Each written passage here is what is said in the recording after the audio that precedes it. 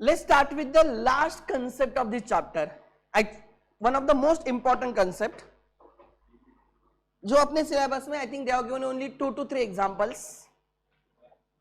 Obviously we will discuss those examples, but more than that we have to understand the concept in detail.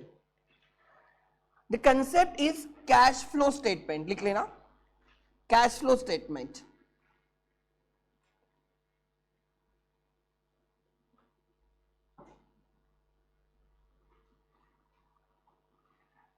As per accounting standard 3,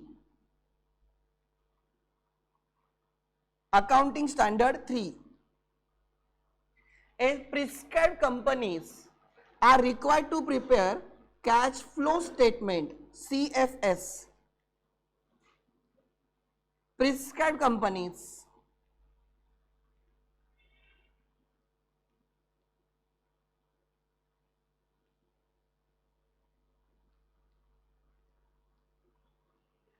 are required to prepare cash flow statement CFS. Actually CFS दो जगह पे wording use होता है, word CFS लोग इसको short form बोल के use करते हैं. एक CFS का मतलब है कैश फ्लो स्टेटमेंट एंड एक और CFS होता है कंसोलिडेटेड फाइनेंशियल स्टेटमेंट्स. क्या क्या देखो, कंसोलिडेटेड बैलेंस शीट वगैरह देखे ना, consolidated financial statement, stand alone financial statement and consolidated financial statements. You will learn in the inter CFS, दोनों CFS सीखोगे, that is cash flow statement भी सीखोगे in detail and consolidated financial statement भी सीखोगे. तो हम यहां पे बात करें कैश फ्लो स्टेटमेंट्स की. ध्यान देना, प्रॉफिट एंड लॉस अकाउंट अगर आप स्टडी करते हो, you understand the profitability of the company, but it does not talk about the cash flows. मतलब कैश फ्लोज बहुत इंपॉर्टेंट है, because profit and loss account is prepared on accrual basis, जिसमें हम cash and non cash transaction सब कुछ consider करते हैं accrual basis. Even if income is not received, still we show as a income. Even if expenses are not paid, still we show that as a payable. Are you getting my point? So income statement talks about profitability on accrual basis, but we are interested to know कि business ने कितनी cash generate की है. Profit and loss बोलता है कितना profit generate किया है, कैश फ्लो स्टेटमेंट बोलता है कितनी कैश जनरेट की है. और अप्रोच पूरा अलग है. अगर आपको प्रॉफिटेबिलिटी देखनी है तो तुम इनकम स्टेटमेंट को हाथ लगाओ, तुम्हें पता चलेगा कि तुम कितने प्रॉफिट्स कमा रहे हो. But people are interested to understand the cash generated by the business. तो उसके लिए अगर तुम्हें कैश कितनी जनरेट हुई है, राइट, तुमने इनफ्लोज कौन कौन से, आउटफ्लोज कहां कहां पे हुए, तो आप लोग सर आपने वो किया था ना कि sources of funds and application of funds. Madam, there is a fund flow statement. But जब हम कैश फ्लो स्टेटमेंट बोल रहे हैं ना मैडम, तो हम बात कर रहे हैं कि जो बिजनेस होता है वो 3 एक्टिविटीज करता है. एक एक्टिविटी ऑपरेटिंग एक्टिविटी, मतलब जिसके लिए तुमने बिजनेस स्टार्ट किया, operating activity. The core activity which generates revenue for you, the core activity which generates revenue for you. For Ekatvam, like coaching is a core activity, and उससे जो fees आती है ना madam, tuition fees received is our main source of income. Are you getting my point? And मान के चलो उसके साथ हम प्लेसमेंट करते हैं एग्जांपल, और प्लेसमेंट में हमें वो कंपनी राइट कुछ पैसे देती है. मान के चलो हम तुम्हें कॉलेज रेफर करते हैं कि ये कॉलेज में एडमिशन लो, उसके बदले में एक बच्चे के पीछे हमें 500 रुपए मिलते हैं. हम ऐसे करते रहे, बट मैं एग्जाम्पल दे रहा हूं madam. That is the other income. उसके लिए हमने बिजनेस नहीं स्टार्ट किया madam, it is incidental income. मुझे इंटरेस्ट मिल रहा है, we have surplus cash, we have deposited mutual funds, right, capital appreciation हो रहा है, हमने इन्वेस्ट किया है एफडी में वगैरह, मान के चलो उसमें इंटरेस्ट मिल रहा है, हमने शेयर्स में इन्वेस्ट किया, हमें डिविडेंड मिल रहा है. Is it our source? Is it our operating income? No, it's is it our operating activity? अरे म्यूचुअल फंड में पैसे डालना, राइट, शेयर मार्केट में पैसे डालना, ये क्या हमारी एकत्वम की ऑपरेटिंग एक्टिविटी है? नहीं है, ये हमारी इन्वेस्टिंग एक्टिविटी है. सो एक है ऑपरेटिंग एक्टिविटी. सो ऑपरेटिंग एक्टिविटी से कितना पैसा आ रहा है वो देखना चाहिए. फिर देखो इन्वेस्टिंग एक्टिविटी से कितना पैसा आ रहा है मतलब इनफ्लो माइनस आउटफ्लो. हम नेट बात करेंगे मैडम. खाली ट्यूशन फीस रिसीव नहीं देखना चाहिए, वो ट्यूशन फीस रिसीव करने के लिए हमने एक्सपेंस किए होंगे, right? Fees paid to faculties, printing of notes, बाकी भी चीजें रहेंगी ना मैडम, एडवर्टाइजमेंट वगैरह की होगी हमने कुछ, तो वो भी खर्चा रहेगा, स्टाफ का, इलेक्ट्रिसिटी वगैरह, ये सब वो ट्यूशन फीस अर्न करने के लिए ना मैडम।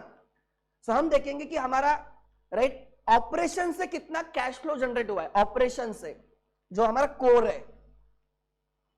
फिर हमने इंटरेस्ट रिसीव किया है, डिविडेंड रिसीव किया है, मान के चलो, राइट मैडम, वो इन्वेस्टिंग एक्टिविटी आ गई।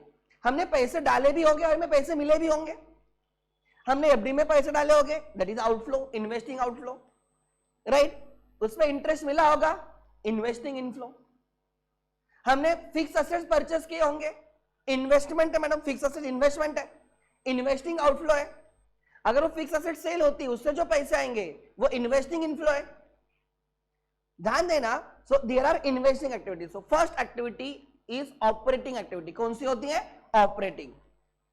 तो as a anal, right, as a like observer तुम्हें क्या एनालाइज करना है कि तुम्हारे ऑपरेटिंग एक्टिविटी से कितना पैसा आ रहा है। फिर देखो इन्वेस्टिंग एक्टिविटी से कितना पैसा जनरेट हो रहा है। एंड तीसरा होता है financing activity. You take loan, you take capital, समझ में आ रहा है? You repay loan, you repay capital, right, you pay interest, you declare dividend, वो financing activity, loans and liabilities, loans. Are you getting my point? ध्यान देना, विराट कोहली वो कहां से पैसे कमाता है? Tell me his major source of income. तुम लोग मुझे बोल सकते हो वो कहां से पैसे कमाता है? यस यस मैडम, हाँ बोलो बोलो, अरे एक एक ठीक से बोलो। हाँ देखो इस इंस्टाग्राम पोस्ट, हाँ brand ambassador madam, it is not his core activity. BCCI से उसका जो कॉन्ट्रैक्ट मनी है, आई थिंक 15 करोड़ वगैरह रहता है ईयरली, शायद से वो A+ कैटेगरी में आता होगा ना, तीनों फॉर्मेट खेलता है बराबर। 15 करोड़ उसका कहां से आता है? सालाना उसका कॉन्ट्रैक्ट है with whom? BCCI. Madam that is operating activity. समझ में आ रहा है? मैडम आईपीएल कॉन्ट्रैक्ट भी है, क्रिकेट से ही है ना, तो वो भी उसका कितना है? 15 करोड़ ही होगा शायद से, वहां पे भी आईपीएल का 15 करोड़ से ना उसका, वो भी आ गया ऑपरेटिंग एक्टिविटी। और ये ऑपरेटिंग एक्टिविटीज का वो बाकी भी चीजें करता है। क्या करता है madam? Instagram, advertisement, brand ambassadors, उससे वो बहुत कमाता है ना मैडम। बट मुझे बोलो, is it is still main source और क्रिकेट इज मेन सोर्स? ये समझना इंपॉर्टेंट है। हम लोग टीचिंग करते हैं, उसके साथ हम ट्रेडिंग भी करते हैं, but still our main source of income is teaching, it is allied source. तो विराट कोहली मैडम, जो उसको बीसीसीआई आईपीएल से जो पैसे मिलते हैं ना मैडम, या prize money that he won, right, उसने मैन ऑफ द मैच मिला, मैन ऑफ द सीरीज मिला, मैडम ये सब उसके ऑपरेटिंग एक्टिविटीज है। समझने के लिए मैं इजी कि ऑपरेटिंग एक्टिविटी मतलब क्या। उसके साथ वो इंस्टाग्राम पे पोस्ट डालता है, उसको 70-80 लाख मिलते हैं शायद से, एक पोस्ट के मिलते हैं उसको। मैंने रिसेंटली देखा था इंस्टाग्राम फॉलोअर्स में वर्ल्ड में उसका 17th रैंक थी, number of followers. First is I think Ronaldo, second is Messi, हाँ second is Messi, first is Ronaldo, second is Messi, ठीक है, फॉलोअर्स की बात कर रहा हूं। एंड विराट कोहली इंडिया का टॉप है और वर्ल्ड का वो 17 था। ये मैंने कुछ दिन पहले देखा था एज ए क्यूरियोसिटी। तो मैडम एक पोस्ट के कुछ तो 70-80 लाख रुपए लेता है। पुमा वगैरह देखा होगा आप लोगों ने, बाकी वो बहुत सारे एड्स में आता है। Live space is one of the ad जिसमें वो आजकल दिखाया जाता है बहुत बार। एक टूथ के रिलेटेड कुछ तो है, मैंने कल ही रात देखा था वो एड का टीवी पे, हाँ वो वाला। उसमें विराट कोहली और कौन कौन से एड में मैडम बोलो? हाँ ऑडी, ओके, यस, ट्रिमर, हाँ ओके, हाँ बोलो, मान्यवर, हाँ मान्यवर में एड बराबर है, हाँ ओके मैडम, उसमें आता है वो, हाँ रेस्टोरेंट्स है। अरे धोनी से ना, क्या धोनी आज पैसे नहीं कमा रहा होगा क्या? अब धोनी के लिए क्रिकेट अलाइड एक्टिविटी हो चुकी है, आईपीएल उसकी मेन एक्टिविटी है, और वो इतना उसका ब्रांड बन चुका है, वो बाकी भी सोर्स से पैसा कमाता है। मैं क्या बोल रहा हूं, ट्राई टू अंडरस्टैंड। हमें समझना है कि business, as a business, right, you carry on 3 activities: operating activity, investing activity and financing activity. समझ में आ रहा है? तो वहां पे इनफ्लोज आउटफ्लोज होते हैं। तो जो हम कैश जनरेट कर रहे हैं ना, बिजनेस कैश जनरेट कर रहा है, inflows minus outflows, inflows minus outflows. ये जो जनरेट करे वो 3 एक्टिविटीज से अलग अलग ढूंढना है। ऑपरेटिंग एक्टिविटी से कितना जनरेट हो रहा है? अगर ऑपरेटिंग एक्टिविटी से अच्छा तगड़ा जनरेट हो रहा है मतलब तुम्हारा बिजनेस स्ट्रांग है, ऐसे मानेंगे। इन्वेस्टिंग एक्टिविटी में आपने कितना पैसा जनरेट किया है, इनफ्लो भी हो सकता है, आउटफ्लो भी हो सकता है। ये देखना होगा कि आपने इन्वेस्टिंग एक्टिविटी में कहां पे पैसा लगाया, क्या फिक्स असेट में लगाया या म्यूचुअल फंड में लगाया। फिक्स असेट्स में पैसा लगाया मतलब आप आपके बिजनेस को एक्सपांड कर रहे हो, स्केल इंक्रीज कर रहे हो, विच इज गुड साइन। आप ज्यादा पैसा म्यूचुअल फंड में लगा रहे हो मतलब मे बी तुम्हें तुम्हारे बिजनेस में उतना स्केल अप नहीं दिख रहा होगा, तुम्हें सोचना पड़ेगा। एंड फाइनेंस एक्टिविटी से पता चलेगा कि तुम कितने फंड्स रेज कर रहे हो एंड कैसे उसका रिपेमेंट कर रहे हो।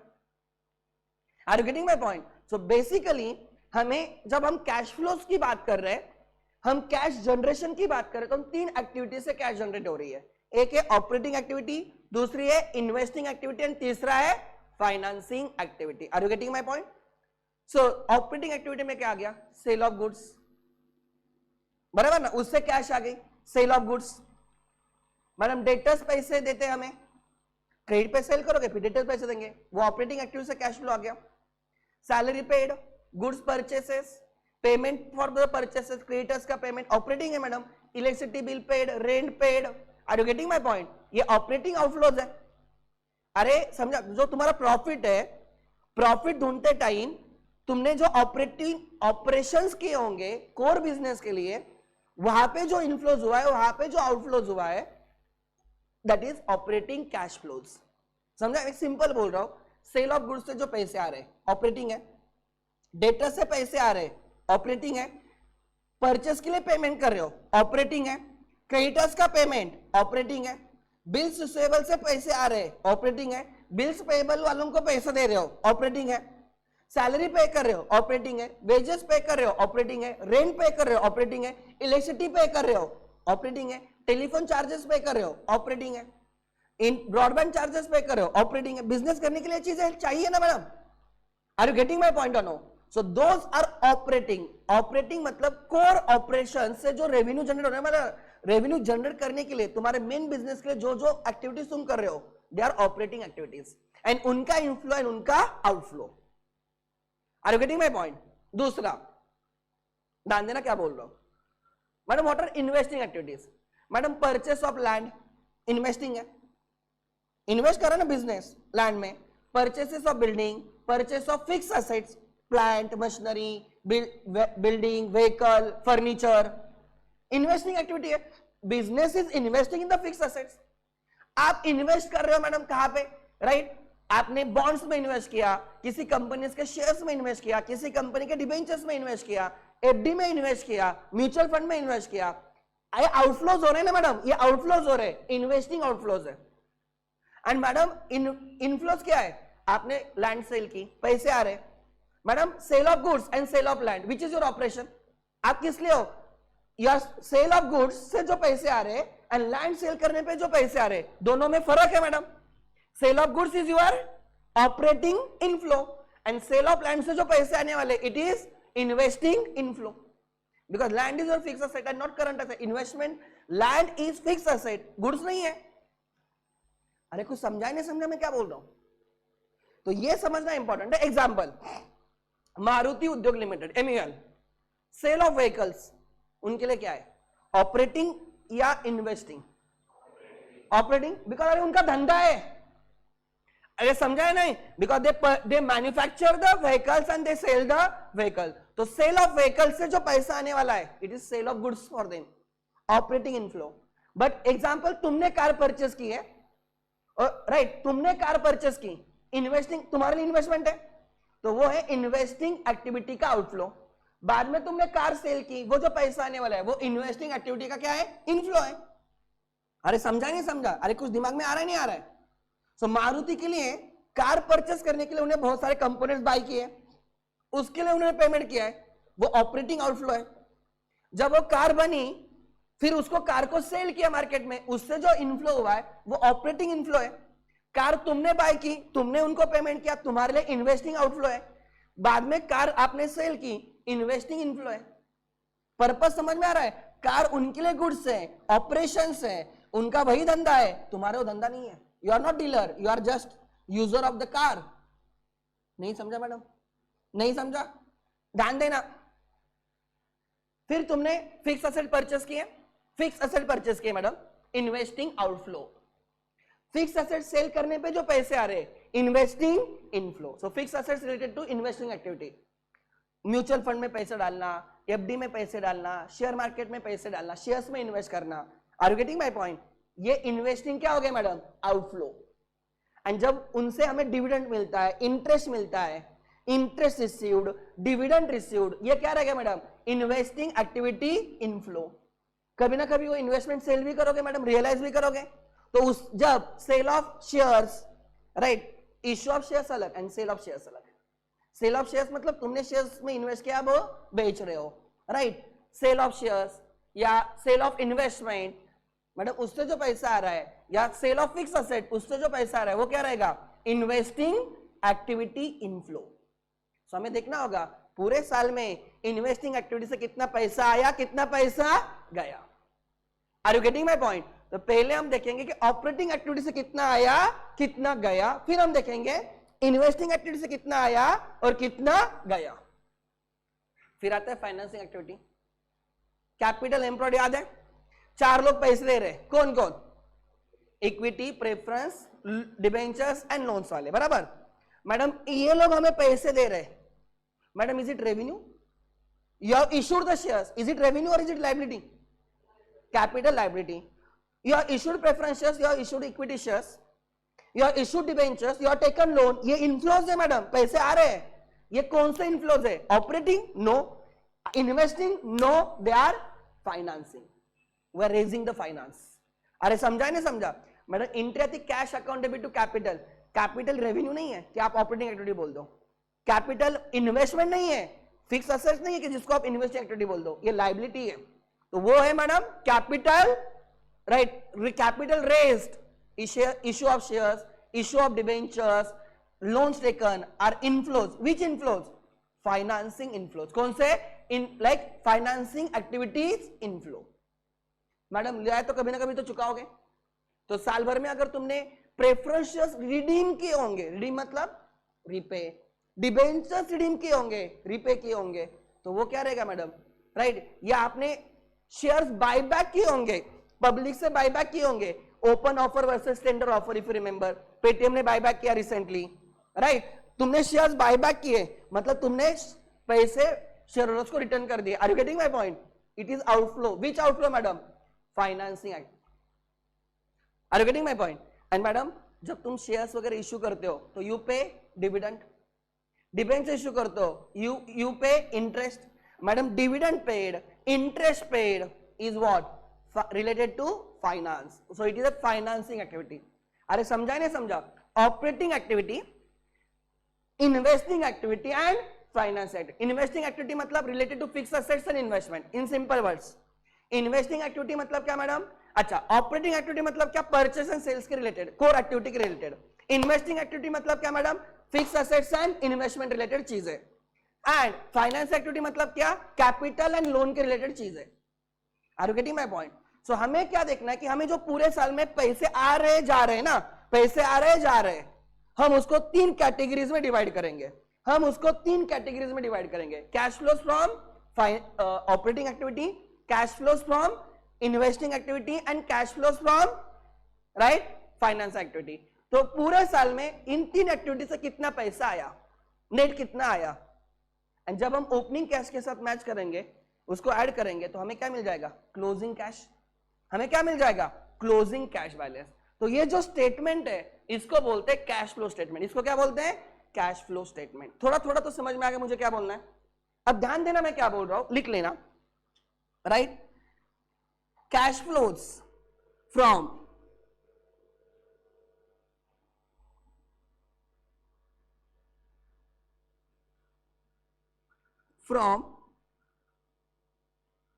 कितनी activities madam? 3 activities. Cash flows from first operating activity. अरे एसी लगा और गर्म हो रहा है आशीष.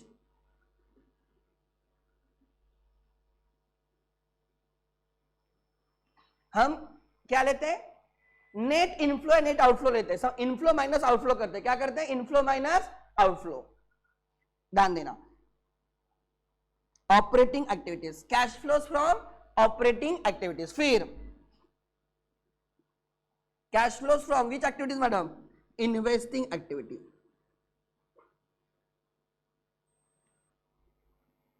Cash flows from investing activities related to fixed assets and investment. And तीसरा cash flows from which activities madam? Financing activities. Which? Financing related to capital and loans. Business में पैसा कहां कहां से आता है और कहां कहां पे पैसा जाता है? ऑपरेटिंग एक्टिविटीज से, इन्वेस्टिंग एक्टिविटीज से एंड फाइनेंसिंग एक्टिविटीज से. ठीक है, ध्यान देना. लिख लेना एग्जांपल्स तुम्हारे समझने के लिए. ठीक है, लिख लो.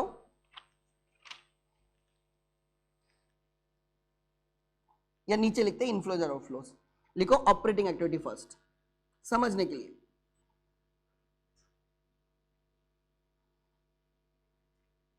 Cash flows from operating activities, inflows and outflows. मैं सिंपल कोई एग्जांपल्स देता हूं तो तुम्हें थोड़ा क्लिक हो जाएगा. Cash inflows and cash outflows. Madam हम कैश देख रहे हैं, नॉन कैश ट्रांजैक्शन नहीं देख रहे. हमें कैश ढूंढनी है मैडम. सो वी राइट, हम नॉन कैश ट्रांजैक्शन लेंगे क्या? नहीं. And outflows.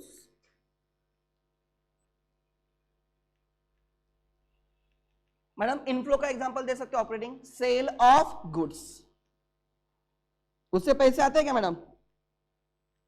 Cell of goods. Second, collection from debtors और receipt from debtors. Debtors operations की वजह से होते हैं ना मैडम.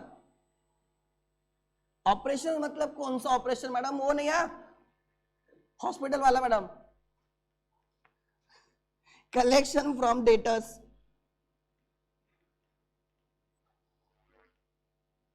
ठीक है, collection from debtors. Then sir, what are the cash outflows? Example, operating outflows क्या होगा madam? Purchases of goods. Payment करते हो ना परचेस करते टाइम. दूसरा एग्जांपल क्या दे सकता हूं? Payment to creditors.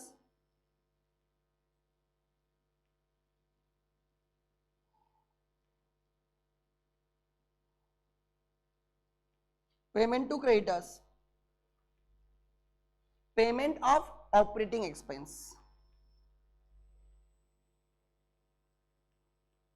Payment of operating expense. Example, madam, wages, salary, rent, advertisement,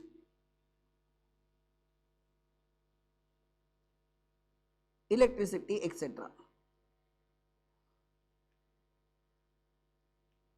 Operating activities. Payment for operating, payment of operating expenses. Example दे रहा हूं. ठीक है मैडम, ये तो तुम्हें करना ही पड़ता है. अगर तुम बिजनेस करोगे ना तुम्हें ये करना ही पड़ेगा. बिजनेस चलाने के लिए है ये ऑपरेटिंग एक्टिविटीज. ध्यान देना. फिर आता है इन्वेस्टिंग एक्टिविटीज. लिखो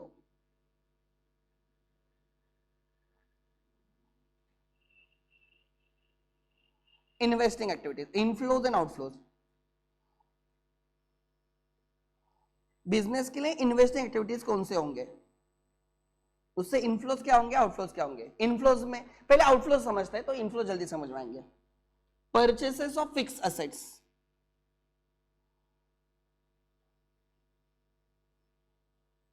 purchases of goods operating on investing, purchase of goods operating, purchase of fixed assets investing.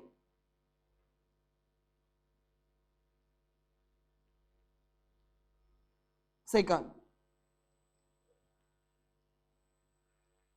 purchases of investments.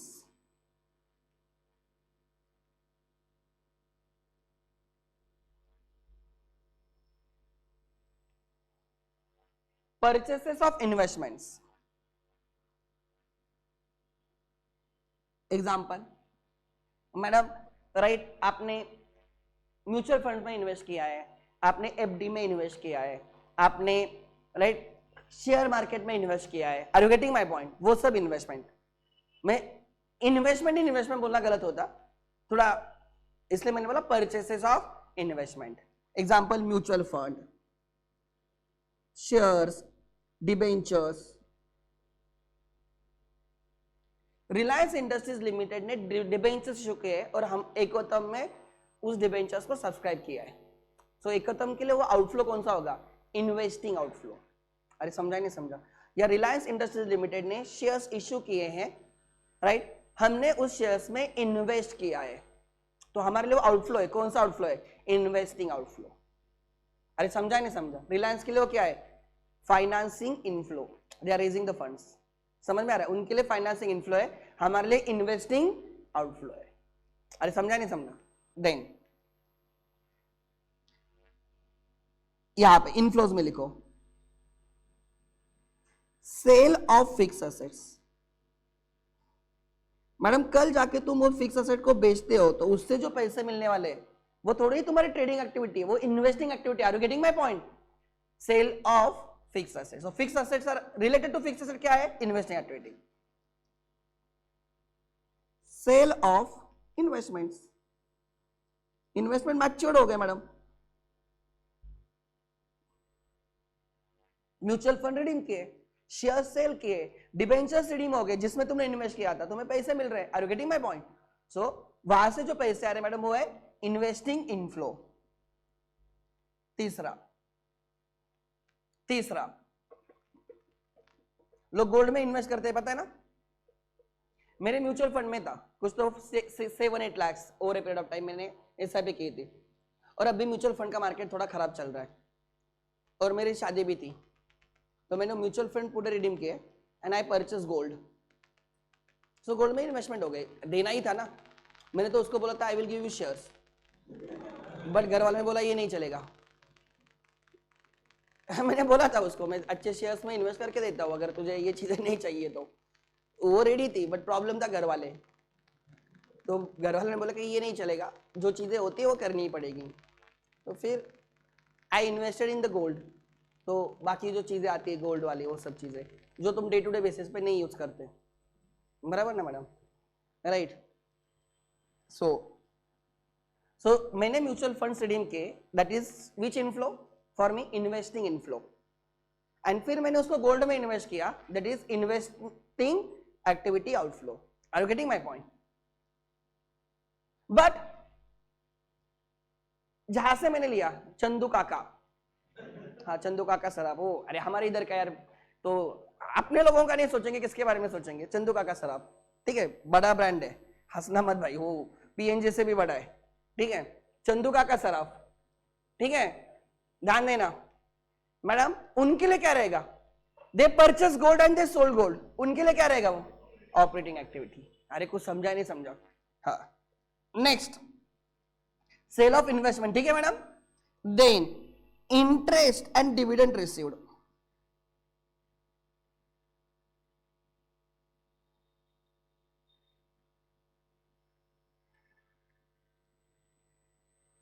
Interest and dividend received madam, ये जो रिसीव्ड है ये क्या होता है? इन्वेस्टिंग एक्टिविटी इनफ्लो है. इन्वेस्टमेंट किया है इसलिए मिल रहा है ना madam, it's a investing activity inflow.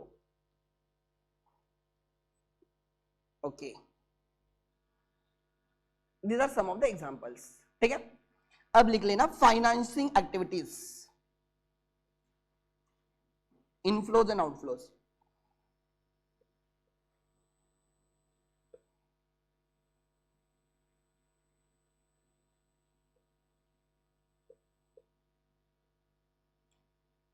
तुमने लोन लिया, मैडम क्या आएगा? You are taken loan,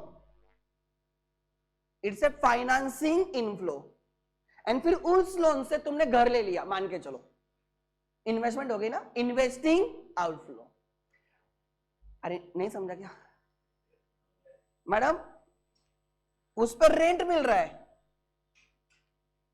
college के लिए रेंट रिसीव क्या है मैडम? तुम्हारे कॉलेज रेंट लेता है नहीं लेता है? अरे मैंने कल या परसों ही बोला था ना, कॉलेज में ग्राउंड क्लब्स को देते हैं, एटीएम है उधर, कैंटीन है, उनसे रेंट ले रहे। Is it their operating activity और इन्वेस्टिंग एक्टिविटी? अरे उन्होंने इन्वेस्टमेंट करके रखी है बिल्डिंग प्रीमाइसेस में, वहां से ना। अरे समझा ही नहीं समझा तुम्हें? अरे यस और नो, राइट? तो वो अगर आपको देखना होगा, ऑब्वियसली ये चीजें देखनी होगी कि क्या वो ऑपरेटिंग है या इन्वेस्टिंग। कोई लोग रहते हैं जिनका रेंट पे ही पैसा होता है, उनके लिए ऑपरेटिंग हो गया। होते हैं ना कोई लोग जिनके प्रॉपर्टी पहले से वो रेंट पे ही जी रहे, तो उनके लिए ऑपरेटिंग हो गया। ये अलाइड इनकम है तुम्हारे लिए, इन्वेस्टिंग एक्टिविटी हो गया madam. You have to check purpose क्या है, तुम्हारा मेन बिजनेस क्या है। तुम्हें ऑब्वियसली जब तक तुम बिजनेस को नहीं समझोगे तब तक ये समझेगा नहीं कि ऑपरेटिंग क्या है, इन्वेस्टिंग क्या है और फाइनेंसिंग क्या है। मैडम बैंक ने डिपॉजिट्स लिए मैडम, बैंक के लिए लाइबिलिटी है मैडम वो, एंड वो उन्होंने लोन्स दिए, वो इन्वेस्टमेंट है।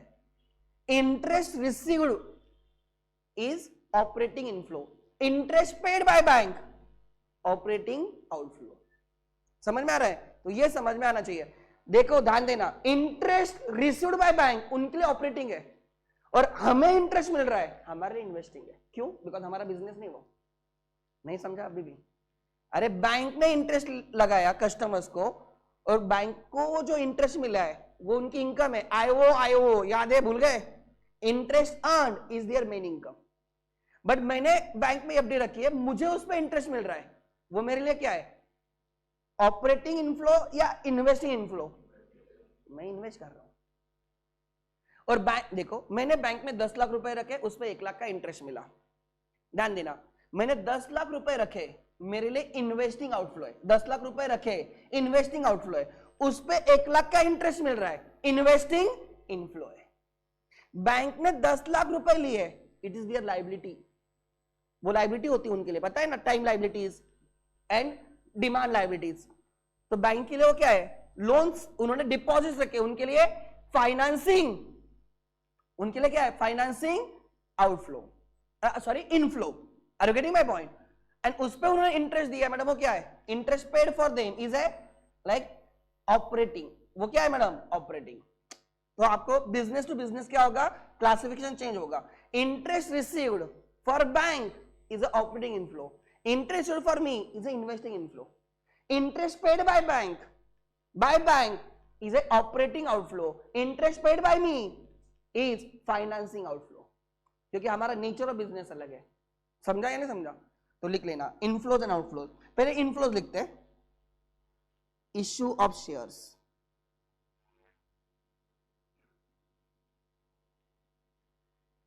Debentures, issue of shares and debentures,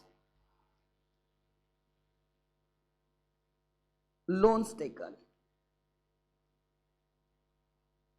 inflows example, ठीक है? आउटफ्लोज,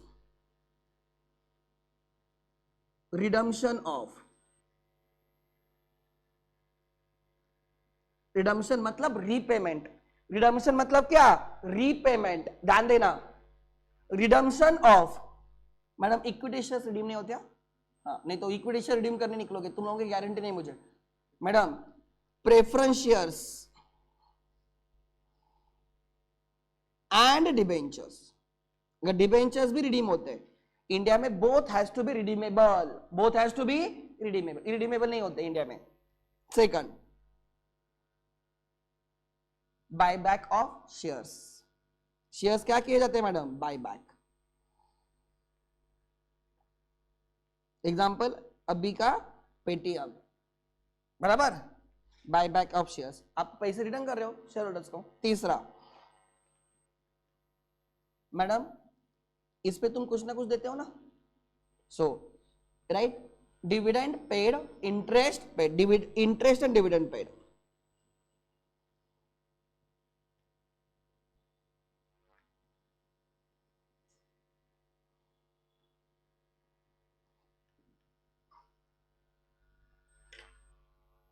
ठीक है, I will ask you questions, तुम्हें मुझे बोलना है वो ऑपरेटिंग एक्टिविटी है।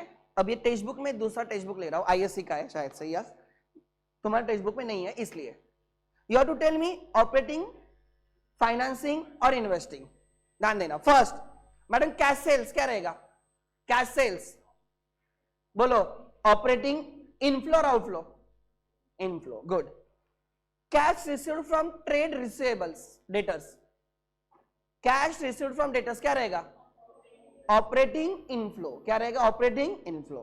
Purchases of building, investing outflow. Sale of building, sale of building, investing inflow. Issue of shares और डिबेंचर्स, इश्यू ऑफ शेयर्स और debentures, financing inflow, good. Buyback of equity shares, financing outflow, good. Dividend paid, financing outflow. Interest paid on debentures और long term loans, बोलो ना मुझे, financing outflow. इधर लिख लेना repayment of loan ना, इसमें अब लोन टेकन है तो उसका रिपेमेंट भी आएगा ना, लोन्स रिपेड। ठीक है, ध्यान देना। अच्छा क्या बोला मैंने? Interest paid on debentures and like loans क्या रहेगा? इंटरेस्ट पेड आउटफ्लो है, कौन सा है? Financing, it is related to finance. Madam cash purchases, cash purchases operating outflow. Cash paid to trade payables, operating outflow. Redemption of debentures and preference shares, redemption मतलब repayment, outflow है। Debentures and preference shares are funds ना, sources of funds, liability, that is financing outflow. repayment of long term loans, repayment of long term loans, financing outflow. Office expenses, operating outflow. Selling and distribution expense, operating outflow, advertisement हो गया था, right? Manufacturing expenses, operating outflow. Purchase of goodwill, हाँ goodwill 12th में self generated goodwill है, मैंने जब partnership में सिखाया था, there are two types of goodwill, purchase and self generated. हम फ्रेंचाइजी वगैरह लेते हैं, हम गुडविल परचेस कर रहे हैं, काका हलवाई का गुडविल सेल्फ जनरेटेड है। जब गुडविल बाय करते हो madam, investing outflow. Goodwill is asset, fix asset, intangible assets. Sale of patents, तुमने पेटेंट सेल किया madam, investing inflow. Purchases of investments, investing outflow. Sale of investment, investing inflow. Commission and royalty received, operating. लोग commission receive करते हैं, operations रहता है, royalty, government को royalty मिलती है, राइट? या तुम्हारे पास कोई स्पेसिफिक रिसोर्सेस है, वो तुम किसी को दे रहे हो, या तुम्हारे पास कोई एसेट है, तुम किसी को लीज पे दे रहे हो, तो उससे जो रॉयल्टी वगैरह मिलती है। Chetan Bhagat example, he publishes books and later on he sells the story to, right, Karan Johar, and Karan Johar makes the movie, 2 states, Dharma production की थी, 2 states if I remember, बराबर? तो मैडम करण जौहर ने इसको पेड किया होगा, किसको? चेतन भगत को, रॉयल्टी, राइट? वो रॉयल्टी क्या रहेगी मैडम? चेतन भगत के लिए क्या है madam? Operating inflow. Are you getting my point? Next, उसके बाद मूवी अच्छी थी, ठीक है, आगे उसकी एक्टिंग छोड़, उसको ऐसी एक्टिंग शूट होती है, रोना धोना, किसको? उसका मूवी ऐसा है क्या? अर्जुन कपूर, हाँ ठीक है, फेस ही ऐसा है तो अलग से एक्टिंग करने की जरूरत ही नहीं मैडम, ठीक है? अगर उसमें तुम रणबीर कपूर अगर डाला होता तो वो बहुत सारे एक्सप्रेशन देता तो मूवी डिस्टॉर्ट हो जाती, उसमें एक्सप्रेशन की जरूरत ही नहीं थी, ठीक है? आगे परचेस ऑफ इन्वेस्टमेंट हो गया, सेल ऑफ इन्वेस्टमेंट हो गया, कमीशन एंड रॉयल्टी रिसीव्ड हो गया। Interest received on investment, received है मैडम, इनफ्लो है, कौन सा? Investing. Dividend received on shares, received है, इन्वेस्टमेंट क्या होगा? उस पे आया होगा ना, so dividend received on shares is investing inflow. Madam rent paid, operating, operating outflow, बराबर है? हाँ, रेंट रिसीव्ड क्या है? क्वेश्चन ध्यान देना, rent received if companies main business is property business. वो अरे एग्जांपल पता है तुम्हें? सीजर मॉल के बाजू में कौन सी बिल्डिंग है वो? हाँ, अरे वो कंपनी का नाम मैं भूल जाता हूँ। सीजर मॉल के जस्ट बाजू में। They are into spaces, they make the spaces available. वहां पे स्टडी रूम होती है, वहां पे ऑफिस केबिन्स होते हैं। कोई मुझे याद दिलाएगा? WeWork, yes. WeWork का काम क्या है मैडम? WeWork is a company, एक बिल्डिंग वो लीज पे लेते, एक बिल्डिंग पूरी की पूरी बिल्डिंग लीज पे लेते, रिनोवेट करते, केबिन्स में, क्यूबिकल्स में, लाइब्रेरी में, ऐसे है ना वो करते हैं, कॉन्फ्रेंस रूम्स वगैरह बनाते हैं, वो पूरा रिनोवेट करते हैं। एंड फिर तुम्हें रेंट पे 1 घंटे के लिए भी मिलता है मैडम वहां पे। 1 घंटे के अलग रेट्स रहेंगे, डिपेंड्स। तुम्हें कॉन्फ्रेंस ली तो कॉन्फ्रेंस के लिए मैडम, डेटिंग नहीं है। हाँ, वहां पे जाके डेटिंग हो सकती है, बट डेटिंग के लिए नहीं वो, ठीक है, कि वहां पे जाके डेट की मैडम, वो नहीं है, ठीक है। सो वहां पे स्टडी के लिए जा सकते हो, कॉन्फ्रेंस के लिए जा सकते हो, राइट मैडम। वहां पे मीटिंग्स अटेंड कर सकते हो, वर्क फ्रॉम होम की जगह वहां से करो। सो उनका बिजनेस ही क्या है? रेंट पे लेना और रेंट पे देना। तो उनके लिए रेंट रिसीव्ड क्या रहेगा मैडम? Operating inflow. नहीं समझा? नहीं समझा? Okay, good. And for others, for others madam हमने क्लासरूम में, मान के चलो इवनिंग में क्लासरूम खाली रहती तो हमने राइट रेंट पे दिया, करते बहुत लोग। हम लोग पहले करते थे, यहाँ पे डॉक्टर्स मॉर्निंग में सेशंस लेते थे, उनका सेशन 6 to 8 होता था, वो दूसरे वाले क्लासरूम में हम देते थे 6 to 8। हम उनसे आर्ली रेंट लेते थे। वो हमारा मेन बिजनेस है या साइड बिजनेस है? वो इन्वेस्टिंग क्या हो गया हमारे लिए? Inflow. For others it is investing activity, inflow. Next, income tax paid. Income tax paid is operating. Modi ji operating. Income tax refund received, वो भी क्या रहेगा? Operating inflow. Income tax paid और कभी अगर रिफंड आता है तो वो ऑपरेटिंग इनफ्लो रहेगा, ठीक है। Bank balance is not inflow, not outflow. अरे बैंक बैलेंस इनफ्लो आउटफ्लो होता है क्या मैडम? हाँ, थैंक यू। बैंक बैलेंस लिख लेना, कैश एंड कैश इक्विवेलेंट्स।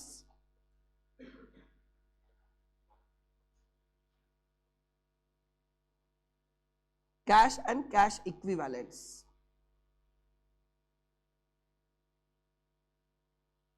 क्या क्या आता है कैश एंड कैश इक्विवेलेंट्स में? कैश बैलेंस,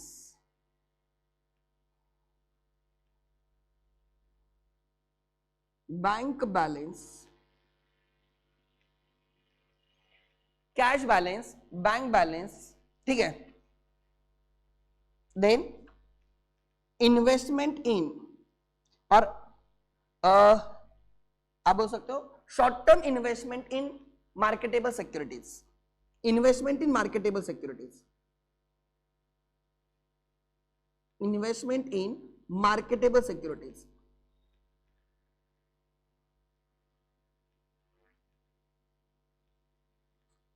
याद है मैंने तुम्हें जब कंपनी अकाउंट सिखाना स्टार्ट किया था, फ्लोटिंग कैपिटल मैंने बात की थी रिलायंस इंडस्ट्रीज लिमिटेड में, राइट। मान के चलो अंबानी के पास 60% शेयर्स है, फैमिली के पास। मैडम उन्होंने उस कंपनी में क्यों इन्वेस्ट किया है? लॉन्ग टर्म के लिए किया है या शॉर्ट टर्म के लिए किया? क्या पर्पज है? ओनरशिप। क्या वो शेयर्स मार्केट में ट्रेडिंग के लिए अवेलेबल होते हैं? नहीं। सो वो फ्री फ्लोट में आते हैं क्या? नहीं। Investment by promoters in the company does not come under the free float. And हम फ्री फ्लोट ही राइट इंडेक्सेशन के लिए लेते हैं। इंडेक्स जो बनता है ना तुम्हारा सेंसेक्स निफ्टी, उसमें फ्री फ्लोट लिया जाता है, मैंने सिखाया था इफ यू रिमेंबर। तो याद रखना मैं क्या बोल रहा हूं मैडम। तो वो अंबानी ने रिलायंस में 60% इन्वेस्टमेंट की, एग्जांपल मैडम, वो उनके लिए इन्वेस्टमेंट आउटफ्लो है। क्या है? Investment outflow. बट अगर कोई ब्रोकर है जो अलग अलग शेयर्स में ट्रेड कर रहा है, तो मार्केटेबल सिक्योरिटीज में उसका ये है, तो investment in marketable securities will be treated as a part of cash and bank balance, will be treated as cash and cash equivalent. वो इनफ्लो आउटफ्लो नहीं माना जाएगा, उसको कैश एंड बैंक बैलेंस माना जाएगा, kind of that. Easily cash में convert हो सकता है। इजीली कैश में क्या हो सकता है? Convert. It is equivalent to cash, it is equivalent to cash. Then ये आ गया cash balance, bank balance, investment in marketable securities, ठीक है। ये आ जाएगा तुम्हारे किस में? Right, cash and cash equivalent. मैं एक सिंपल फॉर्मेट लिख के देता हूं, कल हम उसको डिटेल में समझेंगे and we will also solve the questions, ठीक है। लिख लेना, cash flow statement format.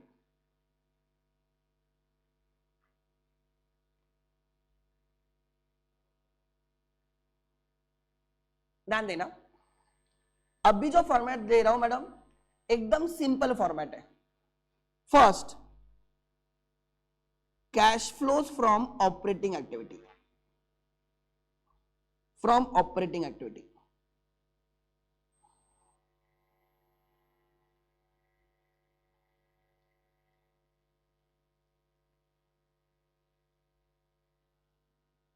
Inflow minus outflow. अगर आप किसी बिजनेस का एनालिसिस कर रहे हो तो मैडम ये इनफ्लो होना चाहिए, आउटफ्लो होना चाहिए, नेट बेसिस पे। ऑपरेटिंग एक्टिविटी से इनफ्लो अच्छा है या आउटफ्लो अच्छा है? इनफ्लो। ऑपरेटिंग से मैडम पैसा मिलना चाहिए, जाना नहीं चाहिए, समझा? सेकंड,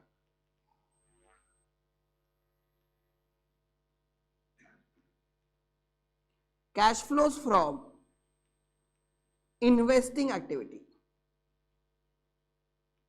सो आप इनफ्लोज एंड आउटफ्लोज माइनस करोगे और आपको क्या मिल जाएगा मैडम? इन्वेस्टिंग एक्टिविटीज के इनफ्लोज मिल जाएंगे। मैडम ये इनफ्लो बेटर है, आउटफ्लो बेटर है? आउटफ्लो। और उसमें भी किसमें इन्वेस्टमेंट ज्यादा होनी चाहिए? फिक्स्ड असेट्स में। दैट इट शोज तुम्हारा बिजनेस ग्रो हो रहा है, तुम स्केल अप कर रहे हो, समझ में आ रहा है? Are you getting my point? Third, cash flows from financing activity.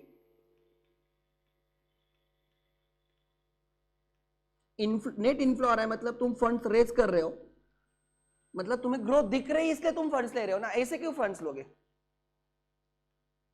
समझ में आ रहा है? एंड अगर आउटफ्लो, इनफ्लो दिख रहा है मतलब तुम फंड्स रेज कर रहे हो, एंड आउटफ्लो दिख रहा है मतलब तुम रीपे कर रहे हो। या मे भी क्या रीजन हो सकता है? ऐसे भी हो सकता है तुम्हारे पास बहुत सरप्लस कैश है इसलिए तुम दे रहे हो, नहीं चाहिए हमें इतना, ठीक है, ग्रोथ लिमिटेड हो चुकी है, अब इसके आगे नहीं है तो पैसे रख के भी क्या करना है? Instead of paying interest repay कर देते हैं। समझ में आ रहा है? वैसे इससे मिलेगा नेट इंक्रीज और डिक्रीज। इंक्रीज पॉजिटिव रहेगा, डिक्रीज नेगेटिव रहेगा, राइट? इन कैश फ्लोज पूरे साल में कितने कैश फ्लोज बने, इंक्रीज हुए या डिक्रीज हुए? मतलब इस पूरे साल में कितने पैसे जनरेट हुए, कितनी कैश जनरेट हुई? आड। So this is change in the cash and bank balance. Simple words में this is change in the cash and bank balance. समझ में? पूरे साल में कितने पैसे आए, कितने पैसे गए, it's a change in the cash balance. And जब मैं उसको ओपनिंग कैश में ऐड करूंगा तो मुझे क्लोजिंग कैश मिलना चाहिए, तो यहां पे add opening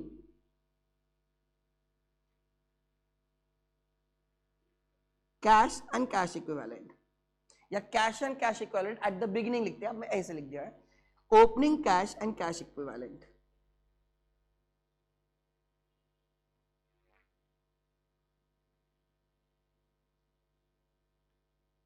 You will get, your answer is therefore।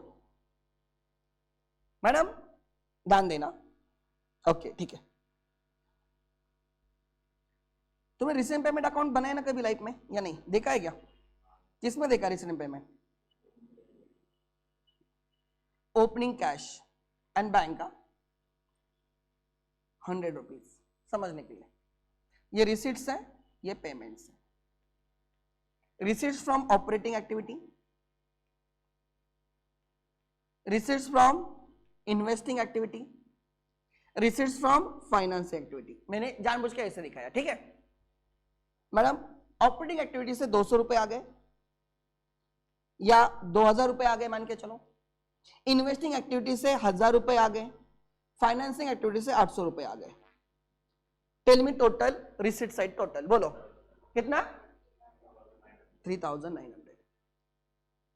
आप लोग सर कैसे पता? मैडम सब्सक्रिप्शन रिसीट क्या रहेगा एनपीओ के लिए? Operating inflow. Are you getting my point और नो? तो वैसे समझो, जो पैसे आ रहे हैं हमने 3 में डिवाइड किया, ऑपरेटिंग, इन्वेस्टिंग एंड फाइनेंसिंग। वैसे पेमेंट भी, operating activity, investing activity and financing activity. Operating activity के लिए तुमने राइट 1400 रुपए खर्च किए, ये रिसीडेंट पेमेंट है, मतलब इसमें नॉन कैश ट्रांजैक्शन है क्या? नहीं, दिस इज कैश बुक या receipt and payment, inflows and outflows cash system पे बन रहा है। Cash flow statement cash system पे बनता है, P&L एक्रूअल सिस्टम पे बनता है। ओके, इन्वेस्टिंग एक्टिविटी के लिए तुमने 1200 रुपए खर्च किए एंड फाइनेंसिंग एक्टिविटी के लिए तुमने 300 रुपए खर्च किए, आउटफ्लो हुआ तुम्हारा। Tell me the closing cash and cash equivalent. Are you sure? कितना आ गया? 3900। तो हम कैसे दिखाएंगे, ध्यान देना, ठीक है। ऑपरेटिंग एक्टिविटीज का नेट इनफ्लो कितना है, बोलो मुझे। 2000 इनफ्लो, 1400 आउटफ्लो, कितना? 600, बराबर। इन्वेस्टिंग एक्टिविटी का इनफ्लो आउटफ्लो बोलो। इनफ्लो कितना है? 1000, आउटफ्लो कितना है? सो नेट क्या है? 200 निगेटिव, 200 रुपए गए इन्वेस्टिंग एक्टिविटी से। फाइनेंसिंग एक्टिविटी का इनफ्लो कितना है? 800, आउटफ्लो कितना है? कितना है? 500 net inflow. Madam operating activity से 600 रुपए मिले मुझे साल भर में, इन्वेस्टिंग एक्टिविटी के लिए मैंने 200 रुपए दिए एंड फाइनेंसिंग एक्टिविटी से 500 रुपए आए, तो नेट साल भर में मुझे कितने पैसे आए या कितने पैसे गए, बोलो। 900 आए। ओपनिंग में कितना बैलेंस था? ओह माय गॉड, 1000 क्या आ गया मैडम? यही तो तुम्हारा आंसर है,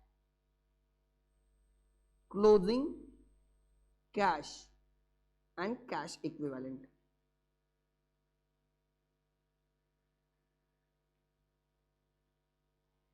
इतना सिंपल फॉर्मेट अभी दिख रहा है, बट ऑनेस्टली ऑपरेटिंग एक्टिविटीज हमें, cash flows from operating activities हमें प्रॉफिट एंड लॉस अकाउंट से ढूंढना होता है, because profit and loss account talks about operating non operating profit, total profit. समझ में आ रहा है? तो हम P&L से हम ऑपरेटिंग एक्टिविटीज के प्रॉफिट ढूंढेंगे, यही सबसे इंपॉर्टेंट है। यही आ गया तो बाकी अपने आप आ जाता है, बाकी का कोई दिक्कत नहीं, वो सिंपल है। अरे कुछ समझा ही नहीं, मतलब एक्चुअली कैश बुक ही है, एक्चुअली ये रिसीट एंड पेमेंट ही है, कुछ अलग नहीं मैडम। मैडम ये रिसीट पेमेंट ही है, बट लिखा है एनालिसिस के लिए कि ऑपरेटिंग से कितना, इन्वेस्टिंग से कितना एंड फाइनेंस से कितना। ऑनलाइन वाले, अरे कुछ समझ में आ रहा है क्या? ऑनलाइन वाले दिमाग में कुछ प्रकाश? ऑनलाइन वाले बाकी लोग अब ध्यान देना, I will show you.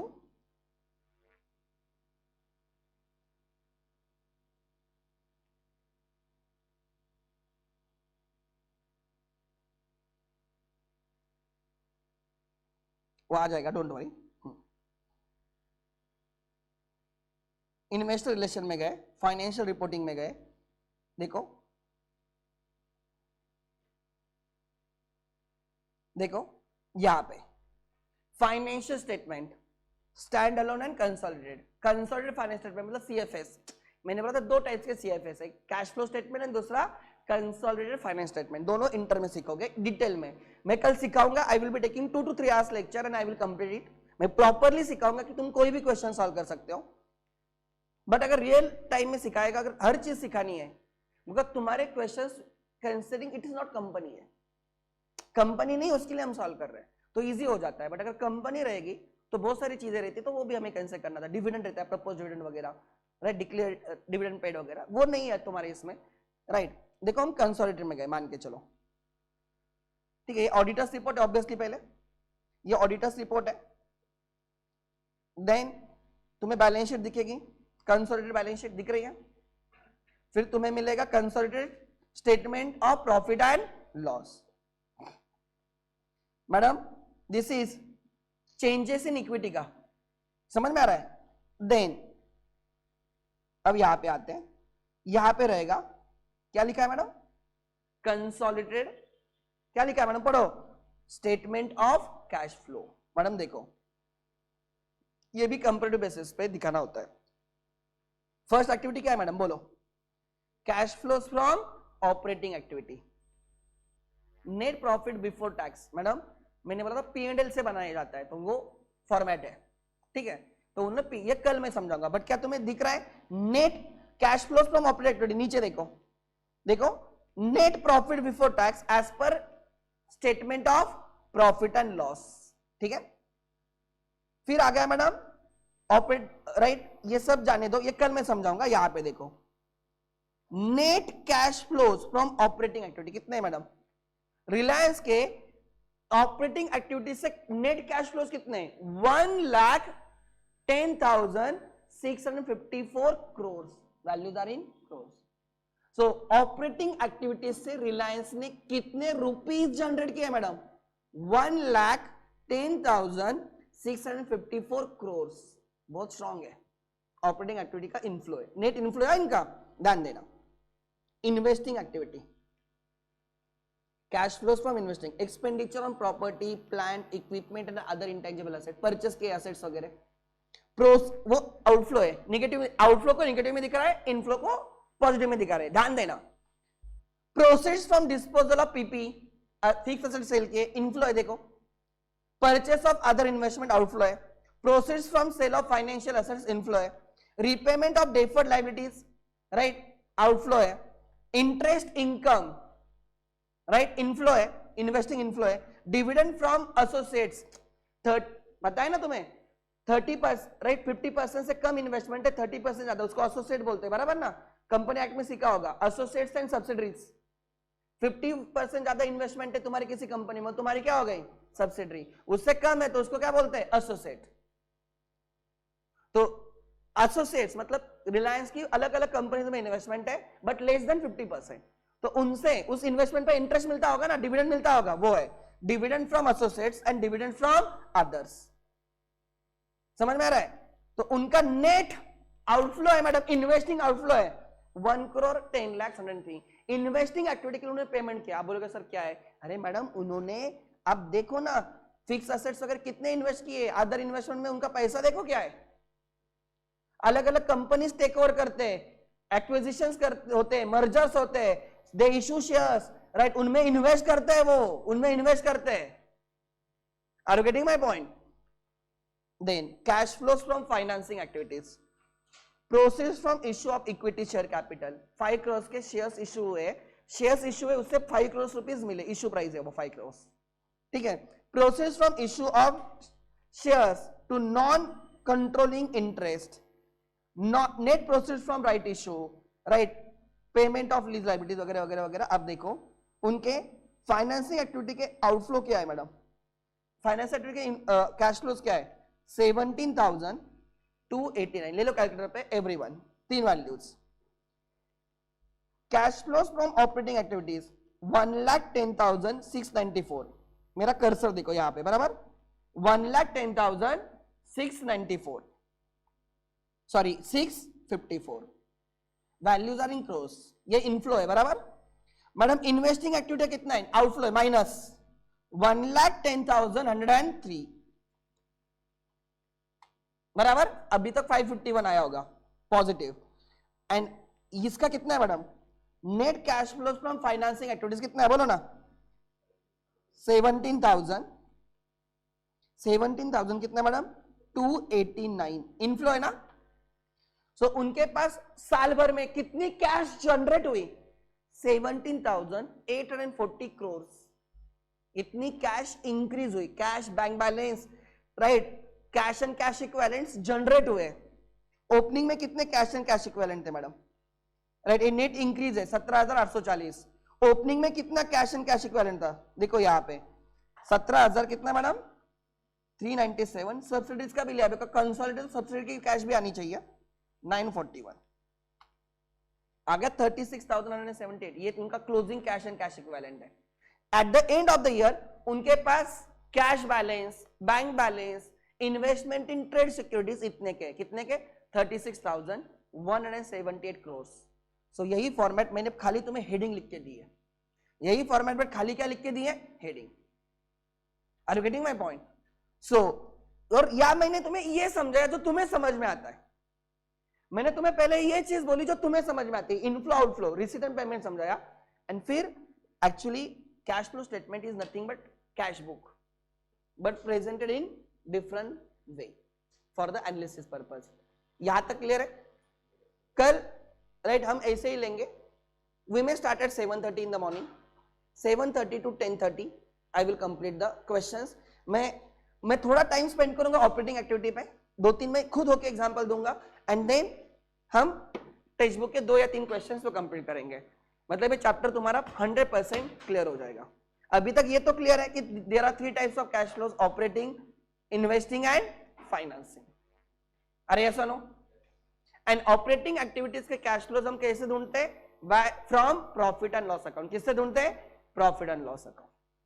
So profit and loss account में नॉन कैश आइटम्स होते हैं लाइक डेप्रिसिएशन, बराबर ना, उनको हमें निकालना होगा बिकॉज हमें कैश फ्लो चाहिए। And there are non operating items like interest paid, non operating है, इंटरेस्ट रिसीव्ड नॉन ऑपरेटिंग है, डिविडेंड पेड नॉन ऑपरेटिंग है, डिविडेंड रिसीव्ड नॉन ऑपरेटिंग है, purchase and sale of assets, profit and loss on purchase sale of assets are non operating.